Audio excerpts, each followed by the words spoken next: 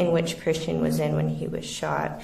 And so if the abrasions on the forearms were to be lined up in this manner, as well as his head angled downwards, the large defect to the arm and the forearm correspond to being kind of at the level of the chest. Okay, so just for the record, was it your conclusion based on your examination that when Christian was shot, his arms were across his chest, kind of in a crossed manner, one on top of the other? So upon performing the autopsy, I have 3 different wound paths. I have an entrance and an exit on the left forearm. I have an entrance and an exit on the right forearm. I have an entrance on the chest, which leads to a bullet.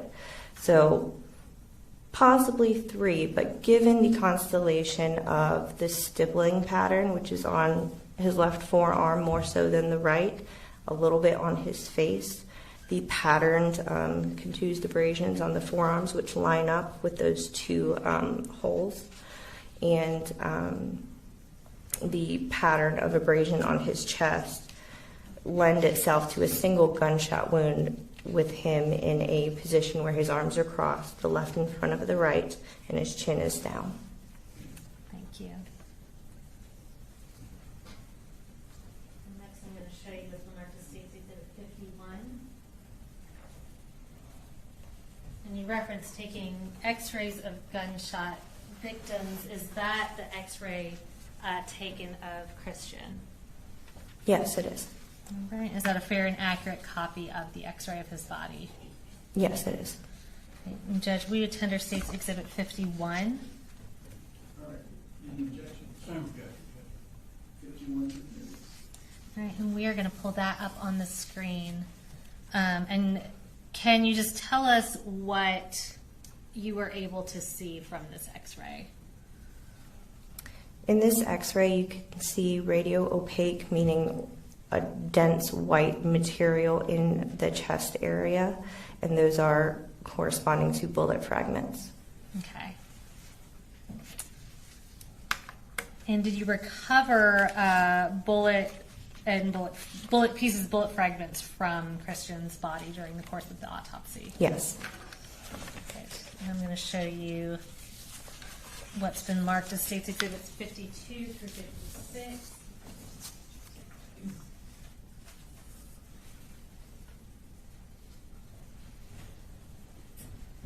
And are these fair and accurate photographs of the pieces that you recovered from Christian's body?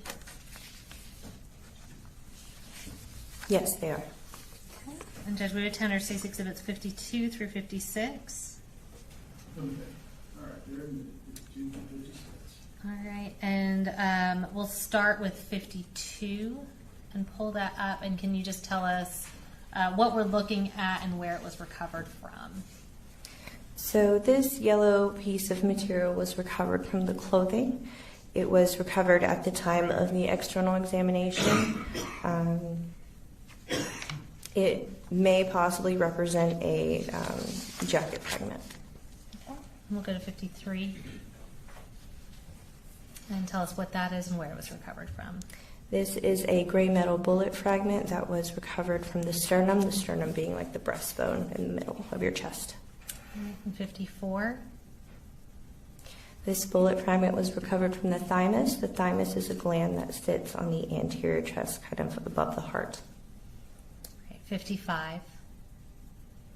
These fragments were recovered from the skin of the chest. So as I said before, there was a complex of wounds. There were some superficial wounds in which these bullet fragments were found. And 56. This is the bullet that was recovered from the torso. All right. And can you tell us the cause of death and manner of death notated on your report for Christian? Yes, cause of death is gunshot wound or gunshot wounds of the torso and upper extremities. Manner of death, homicide. Okay. We're next going to talk about Miss Irimie. That is the report, states number 45 for your reference. If you can just start by telling us her full name and her age.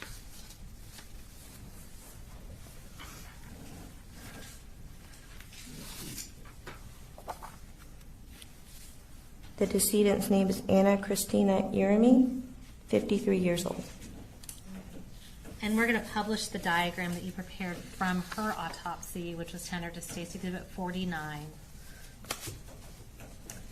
And using this diagram, can you describe to us the injuries you observed on Miss Irimie?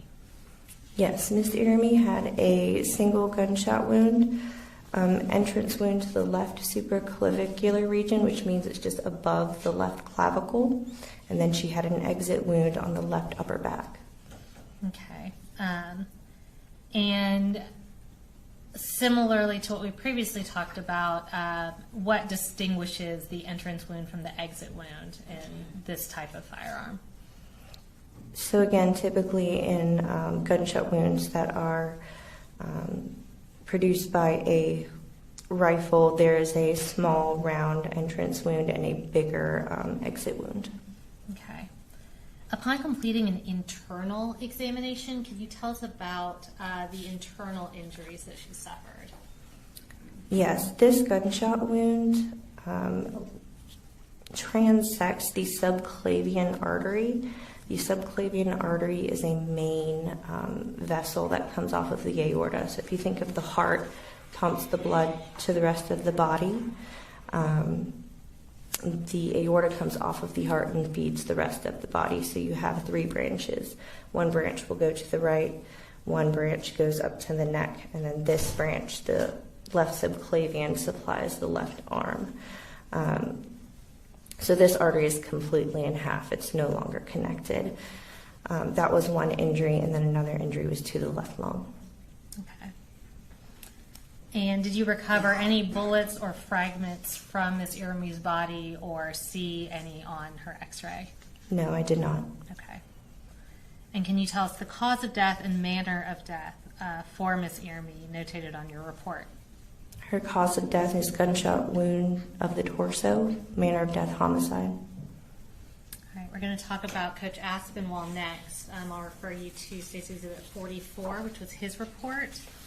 And again, will you tell us his full name and his age? Richard Aspinwall, 39 years old. All right, we're also going to publish his diagram. That was State's Exhibit 48, and use that as a reference. Using that diagram, could you again just talk us through the injuries that he suffered? Okay, I'm going to start with the injury to the right arm. Okay.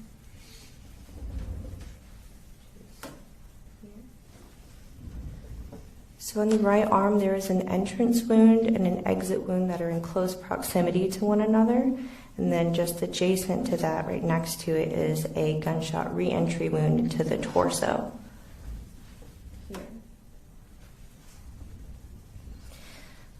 This gunshot wound goes just through the skin and soft tissue of the arm, and then when it enters the torso on that right side, it goes across the chest, fractures the manubrium, which is the top part of the sternum.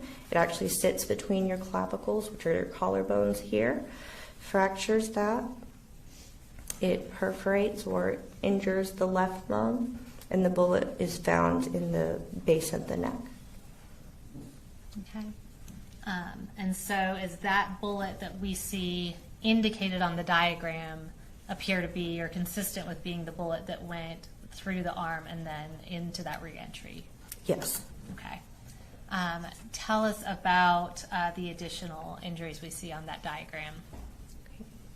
Another gunshot wound injury is on the left side of the abdomen. Here. Okay. And this gunshot wound goes sharply upward. So it injures the ribs on the left side. It injures the stomach. It hits the left diaphragm.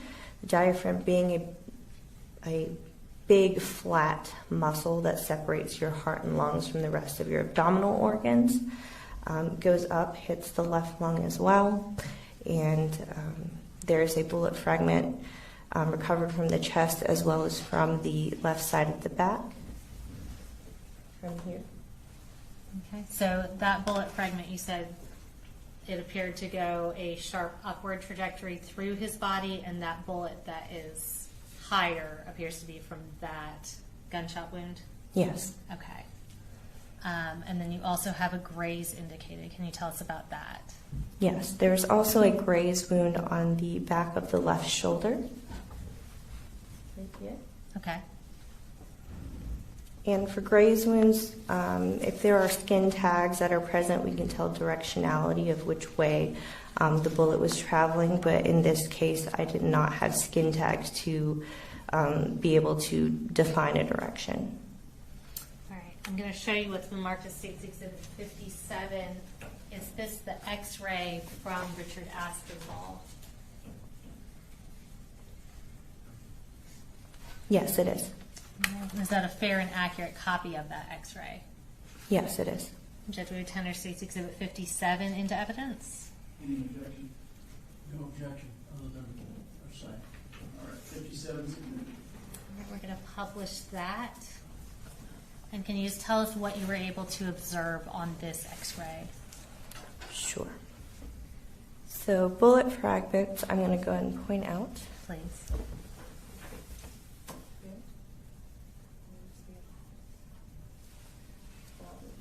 This one here, Okay. he actually still has his clothes on, so that's a zipper. Okay, thank you.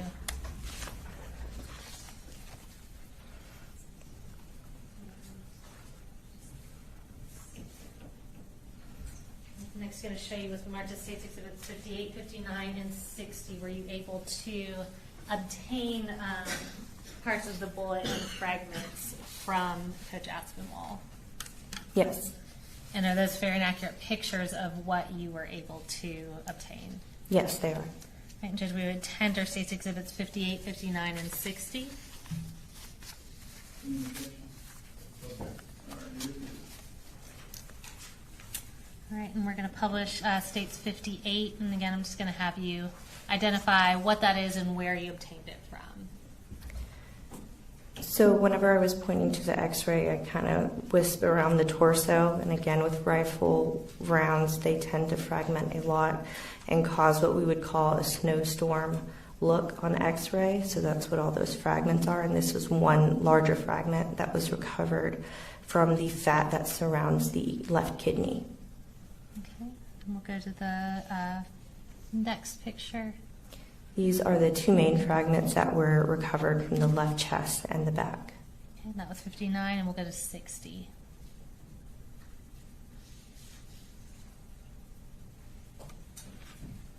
This is the bullet that was recovered from the left side of the neck. Okay. And will you tell us the cause and manner of death notated on your report for Richard Aspinwall?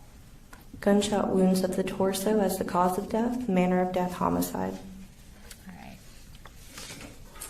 Now we're going to talk about Mason. I'm going to refer you to State's Exhibit 46 for your report. And if you can start by telling us his full name and his age.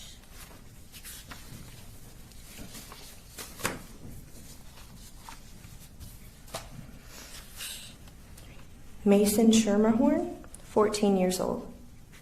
And I'm also going to publish the diagram that you prepared from his autopsy that was tendered to State's Exhibit 50.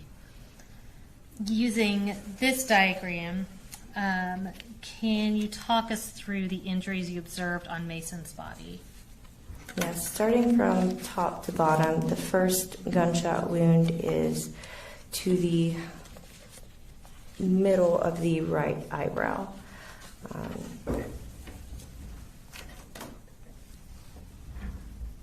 That's a round gunshot wound indicating an entrance. And then there's a corresponding exit on the right side on the back of his scalp. And if you want to just briefly tell us about the internal damage that was caused by that gunshot wound. Sure. So this gunshot wound fractures the skull extensively, goes through the brain, injures the brain. There's hemorrhage throughout and around the brain, and his right eye is collapsed. Right. And let's talk about, I guess we can just go downward, the next injury you saw. Sure. The next gunshot wound, again going from top down, was a gunshot entrance wound on the back of the left shoulder.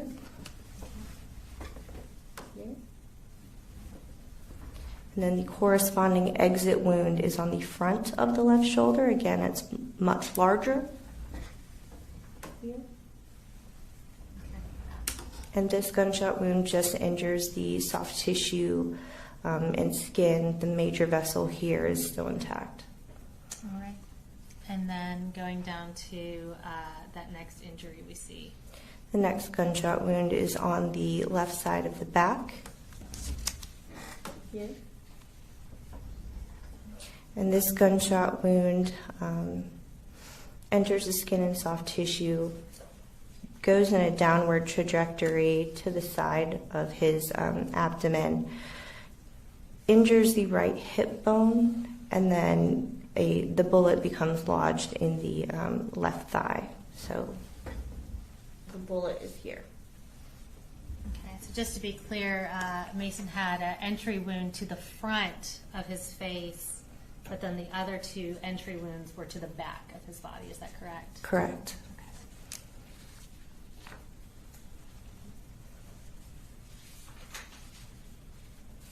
I'm going to show you 3 photographs labeled States Exhibits 61, 62, and 63. Are those photographs of the clothing that Mason was wearing? Yes. And are they fair and accurate pictures of that clothing? Yes, they are. All right, Judge, we would tender States Exhibits 61 through 63. Any objection? No objection. 61 through 3 or no? All right, we're going to publish State 61. That is, can you tell us what this is and what you observe in this photo? So this is the outer hoodie that he was wearing, and there is a large defect on the left front panel of the sweatshirt, and that corresponds to the exit wound. Okay. And what we see on that sweatshirt, is that all blood? Or is it all consistent with being blood? I guess I'll ask. The sweatshirt is soiled with fluid, the red discoloration being consistent with blood. Okay, thank you. And then we'll go to 62. And what does that show? This is just a close-up picture of the defect in the clothes that corresponds to the exit wound. Okay. And 63.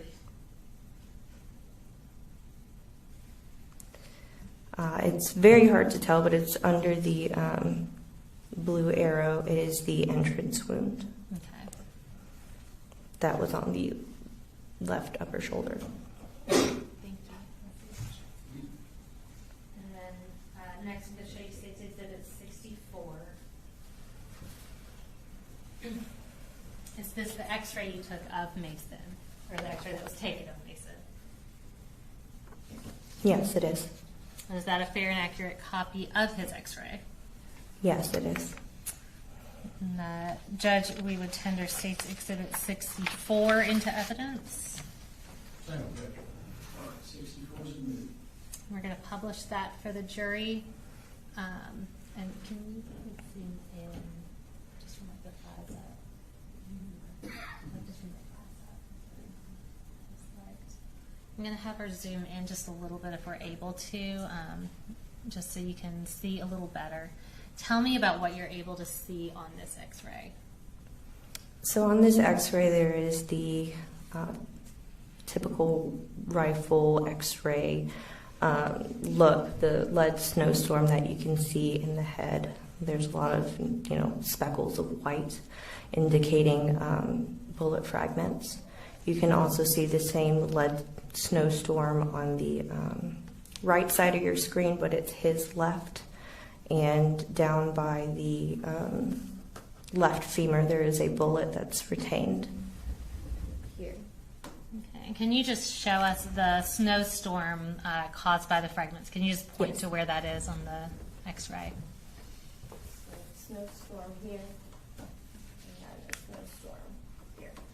Okay. Now, obviously, we see a large number of indications there? Were you able to recover every single piece of fragment from Mason's body?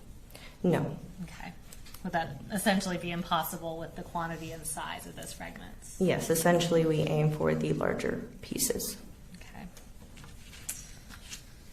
I'm going to show you what's been marked as State's Exhibits 65 and 66.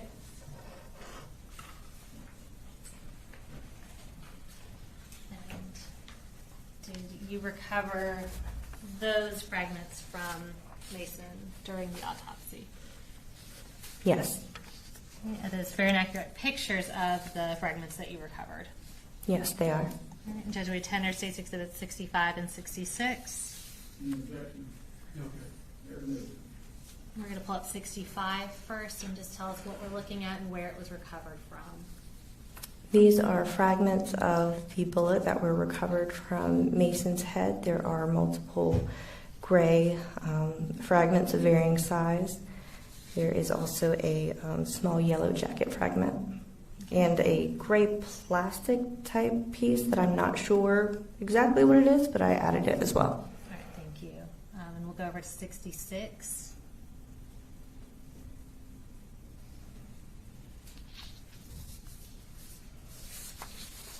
And tell us what that is and where it was recovered from. This is a deformed jacketed bullet that was recovered from the left thigh. And can you tell us, based on your report, and we can pull that down, the cause of death and manner of death notated for Mason? Cause of death is gunshot wounds of the head and torso. Manner of death, homicide. And Dr. Maddox, in your professional opinion, for all 4 of these victims, with any of these victims, is it likely that quicker medical intervention would have prevented their deaths? In all of these cases, the injuries that were sustained, even if they were sustained in front of a hospital, I don't believe would have survived. Thank you.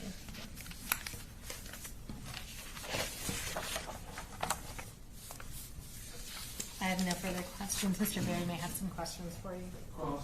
No question, Judge. Thank you. Ma'am, you are free to go.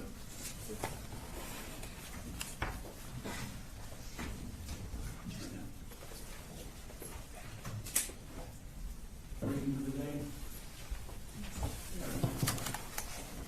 All right, ladies and gentlemen, we are going to discuss for the day. As I said it often, day again.